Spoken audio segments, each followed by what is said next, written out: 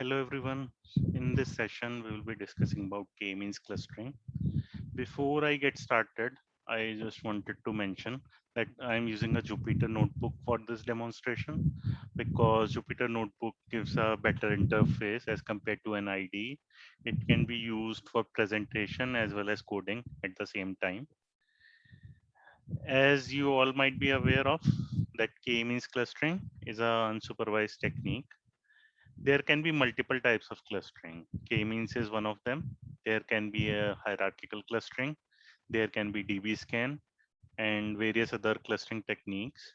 But K-means clustering is one of the widely used technique because of its efficiency. It needs very few resources as compared to other techniques and simplicity to understand the results at the same time.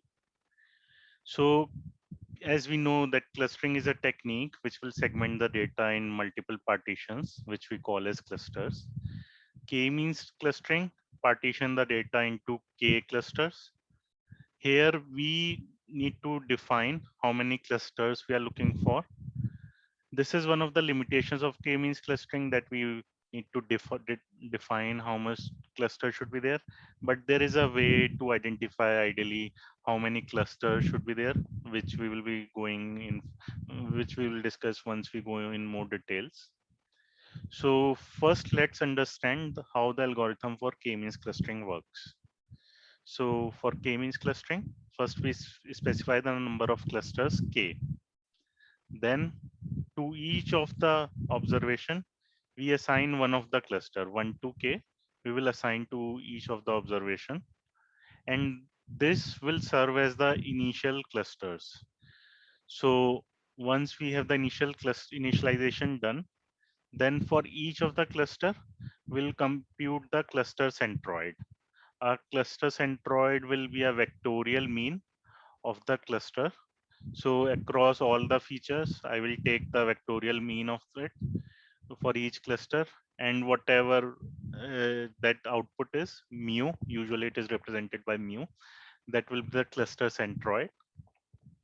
And then for each of the observation, I will compute distance with the different centroids. Once I have computed distance with different centroids, whichever centroid is the nearest, I will assign that to the observation, and then it will create the cluster. And therefore, then we will keep iterating it until the cluster assignments stop changing. So this is theoretically how k-means clustering works. Let us understand in more details through Python code. So initially I'm using importing some of the libraries and packages. So pandas and numpy I'm importing for mathematical operations. Matplotlib and seaborn I'm importing for visualization and plots. And from sklearn, I'm importing k-means and standard scalar. We will see why we need a standard scalar down. So first, let me run this. Then we are generating our data. I'm generating a random data of 25 observations with two features. The reason why I've chosen two features is it will be easy for us to visualize a cluster. Clustering can be on multiple features, but for with two, we can easily see using plot how the clusters look. Then we need to scale the data. The reason why we need to do the scaling is because the different features will have different scale and different let's say units they have. So let's say if one feature is in millimeter and another is in kilometer, then I they are not on the same scale, and I need to standardize the data so that when I compute the distance between the observation and the centroid, the distance is consistent.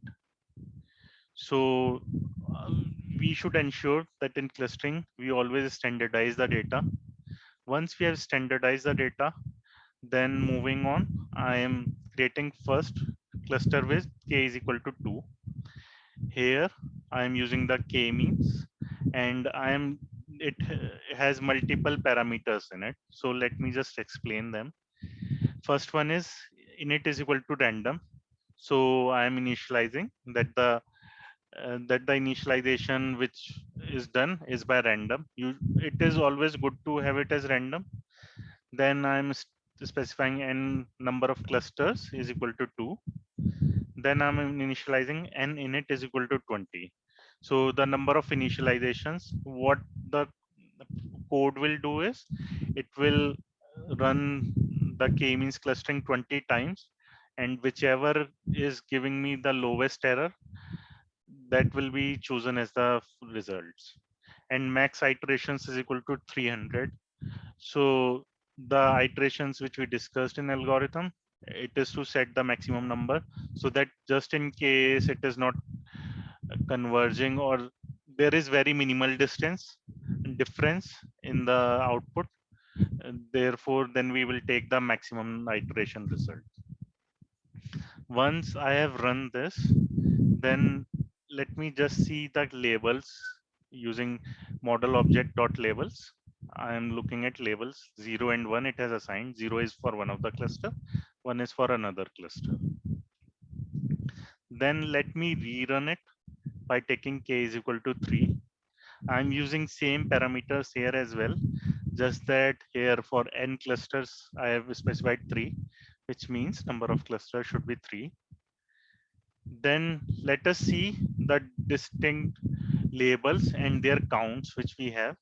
I'm using pandas.series here, and then value counts function to group them. So there are 3 clusters as we had specified 3. One of the clusters had 22 observations, another has 19, and third one has 9. Then let's see what are the cluster centers. Using model object dot cluster centers, we can get what is the center, as it is a two-dimensional with two features. Like this is center for the first cluster, next is was another, and third one is for the third cluster. Then we can also check how many iterations it took for the clustering to converge as well. So if I do km2.n iterations, I get 5. And similarly, we can see what are the labels with the different observations. Here we can see that.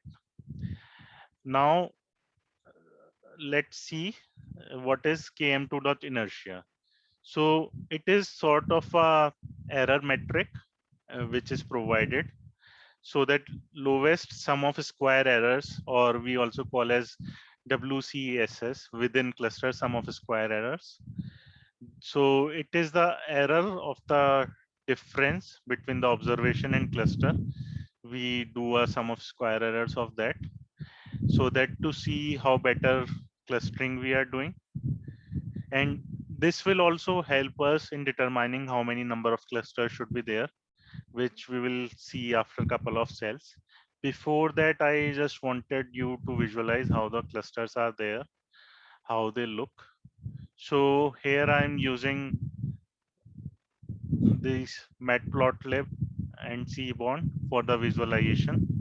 Here, first block I have written to mention the original data. I am mentioning on one of the axes my first feature, on another axis I have my second feature, and then similarly I am providing for my clusters as well, the one which I just ran, km1 and km2. So for visualization, what I have done is color is equal to their labels, so it will help in distinguishing which cluster labels are there. So let me just click it. Yeah, so this is what our original data was. Here as well, I did not provide what color should be used. For the second, it is k-means clustering with k is equal to 2. So I am providing colors as the label of the clustering output, as well as I am adding this marker is equal to plus to the centroid, whatever was the cluster centroid. I'm just marking them so as to visualize where is the cluster center we are looking for. So for the k is equal to 2, this and this are the cluster center, and for k is equal to 3, these are the 3 cluster center. And from visualizing this as well, we can see like k is equal to 2 seems much better than k is equal to 3. Ideally, this should have come here, but due to the data, it is converging here. So from looking at it, it looks like k is equal to 2 is much better. But let's also see the elbow method in the next block to determine how many clusters should be there. So for elbow method, what we do is we specify, let's say k is equal to 1 to some other number. Here I am specifying till 7. And then I will run clustering with the varying k values. And for each k, then I will compute the inertia, which we just discussed previously, the within cluster sum of square errors. And I will plot it, the inertia with the cluster numbers. And usually the thumb rule is wherever in this chart there is a knee, the elbow we can see. So let me just plot it, then it will become more clear. So I have plotted it, the within cluster sum of square errors and number of clusters. And here are, like, as we see that once we have this elbow here, so this usually looking at it, we can say we should take cluster of number should be 2. The reason why we can't just look at the within this inertia method, the within cluster sum of square errors, is because it will keep on reducing as we increase the number of clusters. But ideally, for practical purpose, we would like to have a limited number of clusters, and therefore we use this elbow method to determine the number of clusters. So any questions, anyone? Since it is a demo recording, I won't be able to interact. Yeah, but that is what I wanted to cover. Okay, thank you.